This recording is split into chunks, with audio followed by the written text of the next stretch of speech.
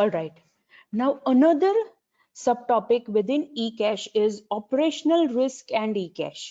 Again, I repeat, another subtopic is operational risk and eCash. Students यहाँ पे हमें वो रिस्क के रिलेटेड कंसिडर करना है या फिर वो रिस्क के रिलेटेड हमें क्वेश्चन पोज किए गए हैं, राइट, कि जब भी हम ई कैश का यूज करके ट्रांजैक्शन करना चाहते हैं तो किस हिसाब से वो ट्रांजैक्शन पॉसिबल होने चाहिए, राइट, वो सारे कंस्ट्रेंट्स हमें यहाँ पे डिस्कस करने हैं. So that's why it is considered as an operational risk. जब भी हम ई कैश को ऑपरेशन में लाते हैं तो वहां पे कौन कौन से रिस्क के रिलेटेड हमें यहाँ पे कंस्ट्रेंट्स डिस्कस करने पड़ेंगे, right. So the first thing is कि हमें लिमिट रखनी पड़ेगी. किसके ऊपर लिमिट रखनी पड़ेगी? ऑब्वियसली कि the time over which given electronic money is valid, मतलब जो ई कैश जनरेट किया गया है वो कितने टाइम तक वैलिड रहेगा, वहां पे हमें लिमिट रखनी पड़ेगी. ऑब्वियसली वो लाइफ टाइम का नहीं होना चाहिए. इवन आपके जो डेबिट कार्ड क्रेडिट कार्ड होते हैं ना स्टूडेंट्स, उसकी भी एक्सपायरी डेट होती है, राइट.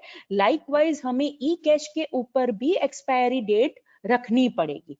दैट इज हमें वहां पे डिसाइड करना पड़ेगा कि कितने टाइम तक ये पर्टिकुलर ई कैश वैलिड रहेगा. सेकंड थिंग इज दैट कि हम कितना अमाउंट स्टोर करवाने की परमिशन देंगे एंड कितना वो ट्रांसफर कर सकते हैं, उसके ऊपर भी हम लिमिट रख सकते हैं. Again I repeat, second limit हम वहां पे रखेंगे कि वो ई कैश के अंदर पर्टिकुलर पर्सन कितना अमाउंट स्टोर कर सकते हैं और वो कितना अमाउंट ट्रांसफर कर सकते हैं. फॉर एग्जांपल, जैसे आपको ऑलरेडी पता होगा कि क्रेडिट कार्ड के ऊपर आपके पास पर्टिकुलर क्रेडिट लिमिट होती है कि कितना आप ट्रांजैक्शन कर सकते हो.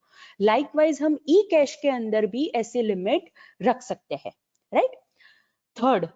थर्ड लिमिट हमें किसके ऊपर रखनी है? That is number of exchanges के ऊपर हमें वो लिमिट रखनी है.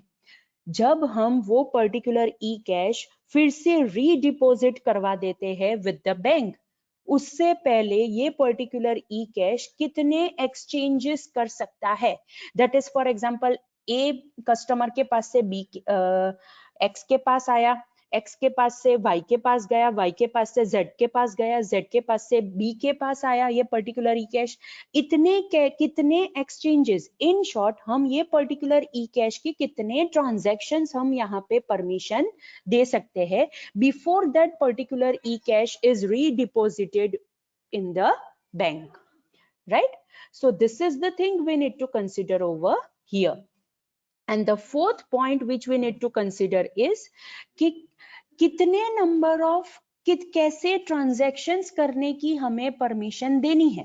फॉर एग्जाम्पल, हम रिस्ट्रिक्ट कर सकते हैं कि ये पर्टिकुलर ई कैश आप फूड बाई करने के लिए, क्लोथ्स बाई करने के लिए, राइट, या फिर एजुकेशन पर्पस के लिए ये पर्टिकुलर ई कैश आप यूज कर सकते हो, राइट. ऐसा नहीं है we need to open this particular E cash to perform any kind of transaction. No, हमें यहाँ पे ये रिस्ट्रिक्शन रखना पड़ेगा कि कौन से गुड्स, कौन से सर्विसेज को के ऊपर हम ये पर्टिकुलर ई कैश का यूज करके ट्रांजैक्शन कर सकते हैं and along with that in a given period of time, right.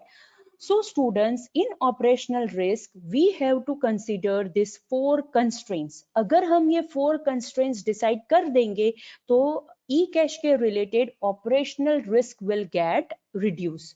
Because हमने उसको वैलिडिटी दे दी है, एक्सपायरेशन टाइम दे दिया है. इन शॉर्ट वो टाइम के ऊपर तो कस्टमर को या फिर वो जो यूजर है उसे वो डिपॉजिट तो करवाना ही पड़ेगा.